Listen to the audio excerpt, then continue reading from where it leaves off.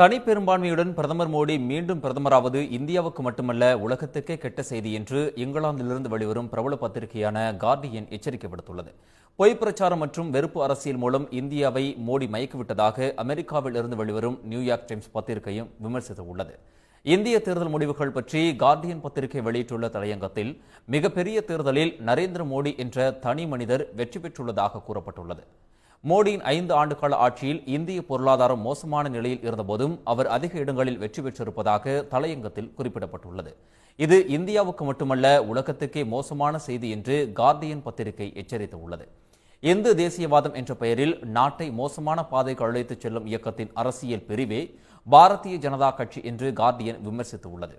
இந்து உயர்சாதியினர் ஆதிக்கம், பெருமுதலாளிகளுக்கு ஆதரவு, வெறுப்பு அரசியல், மாநில அரசு அதிகாரங்களை கட்டுப்படுத்துதல் போன்றவை பாரதிய ஜனதாவின் நிலைப்பாடு என்றும் கார்டியன் எச்சரித்துள்ளது.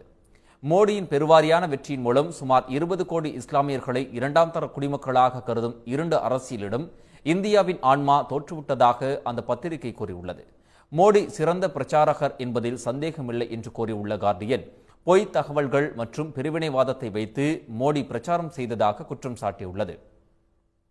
இதேபோல் அமெரிக்காவிலிருந்து வெளிவரும் நியூயார்க் டைம்ஸ் பத்திரிகையும் மோடியின் வெற்றியை கடுமையாக விமர்சித்துள்ளது. பொய் பிரச்சாரம் மற்றும் வெறுப்பு அரசியல் மூலம் இந்தியாவை மோடி மயக்கிவிட்டதாக நியூயார்க் டைம்ஸ் குற்றம் சாட்டியுள்ளது. உலகளவில் நம்பகத்தன்மைக்கு பெயர் பெற்றவை தி கார்டியன் மற்றும் நியூயார்க் டைம்ஸ் ஆகிய பத்திரிகைகள். இவை இரண்டுமே மோடி வெற்றி பற்றி கூறியுள்ள கருத்துக்கள் முக்கியத்துவம் வாய்ந்ததாக கருதப்படுகிறது.